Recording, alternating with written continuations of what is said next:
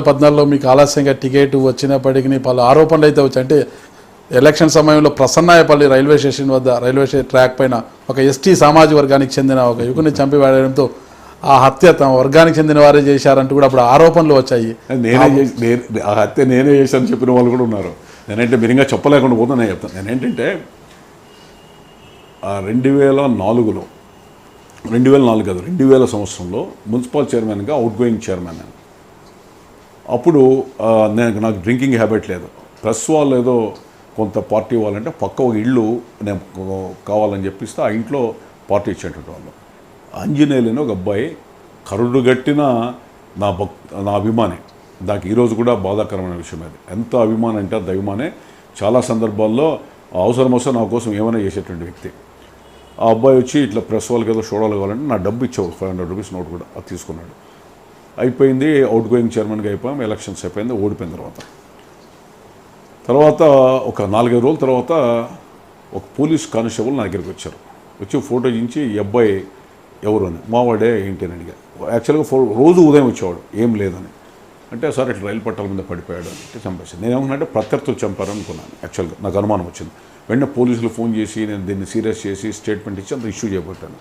చేస్తే మా దగ్గర ఉన్నటువంటి గన్మెన్ ఒకతను ఆ రోజు, సార్ ఇట్లా అతన్ని చంపింది ఈ మన అనుచరుల్లోనే పిల్లలు అని అన్నారు. నిజమా అని, ఎట్లా అన్న అంటే చెప్పలే. నేను వేరుగా ఈశ్వరయ్య అని చెప్పి డిగ్లిపల్లో ఇన్స్పెక్టర్ ఉండేవాడు. ఆయన దగ్గరికి పర్సనల్గా వెళ్ళి ఫలానా వ్యక్తులు వీళ్ళు చంపారంట, మీరు ఇమీడియట్గా యాక్షన్ తీసుకోండి అని చెప్పారు. నా దగ్గర ఉండేటోళ్ళే. నేను అది సిఐ దగ్గరికి పోయి చిన్న తెలిసి కారులో ఏదో డిస్కషన్ అని వాళ్ళు అప్స్కాండ్ అయ్యారు. ఆదోన్లోనే నంద్యాలలో పట్టుకొని వచ్చారు. పట్టుకొని వచ్చి చితుకు కొట్టారు, అంతా జరిగింది. దాంట్లో ఏం జరిగిందంటే జరిగిన అసలు విషయం, అందరికీ డ్రింక్స్ ఇచ్చి ఆ బాటిల్స్ మిగిలిన తర్వాత 3-4 ఓవర్గా తాగారు. తాగి ఆంజనేయులు అనే అబ్బాయి కూడా తాగాడట. తాగి మన దగ్గర ఉన్న సుధాకర్, ఆ పిల్లలు కొంతమంది సుధాకర్ రెడ్డి అని కానీ వీళ్ళు కూడా అందరూ తాగినటువంటి సందర్భంలో మాట ఆడ వ్యక్తిగతంగా ఏదో దూషించుకొని గొడవలు తీసుకొని అతను చంపేశారు. చంపి తీసుకుపోయి పట్టాల మీద వేశారు. నాతో సమస్య వస్తుందని, అంటే వాడు ఏదో పడిపోయాడు, తాగి పట్టాలు దాటుతూ వాళ్ళ ఇల్లు అక్కడే దగ్గరలో ఉంది అనేటువంటి చిత్రీకరించాలని. తర్వాత పోలీసులు క్లియర్ తీసుకున్నారు, యాక్షన్ తీసుకుని ఎఫ్ఐఆర్ అయింది, అంత అయింది. ఆ రోజు ఒక ఎస్పీ ఉండేది.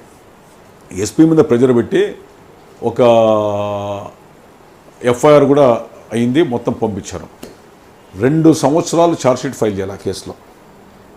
1.5 సంవత్సరమో 2 సంవత్సరాలు చేసి ఒక పోలీస్ అధికారికి నాకు పడేటువంటి సందర్భం లేదు. తర్వాత రాజకీయ నాయకులు కూడా కొంత ఒత్తిడి తెచ్చి దాంట్లో తెలిసి ఈయన చెప్పలేదని చెప్పి అది 210 212 ఏదో సెక్షన్ కింద నన్ను కూడా ఇంప్లికేట్ చేసే పరిస్థితి పెట్టారు. పెడితే నేను వెంటనే బెయిల్ కూడా తీసుకోలేదు, అన్స్పెక్టబుల్ బెయిల్ కూడా. అరెస్ట్ చేయమని తప్పేముందని యాక్చువల్గా ఉన్న ఫ్యాక్ట్ అది. అంటే knowing the even though knowing the fact he has not revealed to the police అనేటువంటిది. యాక్చువల్గా ఈశ్వరయ్యకి పోయి ఇన్స్పెక్టర్ నేనే చెప్పాను, అది ఆఫీసర్ కూడా తెలుసు. అంటే నేనేదో పోయి రిక్వెస్ట్ చేసుకుంటే తీసేస్తాను అన్నట్లు కూడా మెసేజ్ వచ్చింది. నేను వెళ్ళనన్నా, నేను తప్పు చేయలేదని.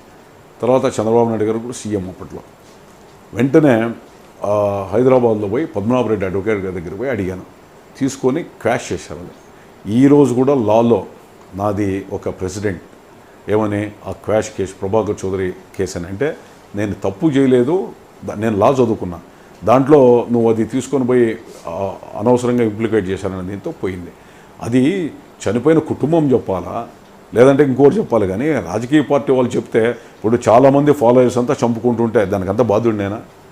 కాకపోతే నేను దాన్ని ఎంకరేజ్ చేస్తే తప్పు అవుతుంది. ఇమీడియట్గా యాక్షన్ తీసుకోమన్నాం, తప్పకుండా ఎవడో కల్పిట్టో వాళ్ళ మీద దూరం పెట్టాం, ఇవన్నీ కూడా జరిగాయి.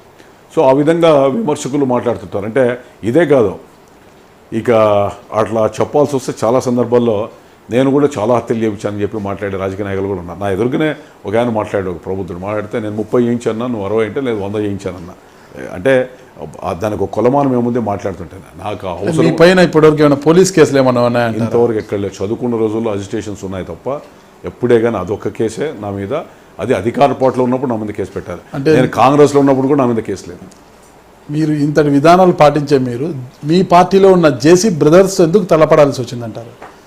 నేను అక్కడ జేసీ బ్రదర్స్తో కూడా ఆస్తిత కథ లేదు నాకే, లేదా వ్యక్తిగత ప్రయోజనాలు లేదు. ఇక్కడ నేను ఎక్కడైనా కూడా కర్ర పెత్తనాన్ని ఒప్పుకునేటువంటి మనస్తత్వం నాది కాదు. ప్రజాస్వామ్యబద్ధంగా పోదామని. కొంతమంది చూస్తుంటాం ప్రైవేట్ సైన్యాలు వేసుకొని మీసం మెలేసి అని కళ్ళని ఎర్రగా చేసి నేను రాజు, నేను చక్రవర్తి, నువ్వు చేయని ఎవరన్నా అంటే నేను భరించలేనది.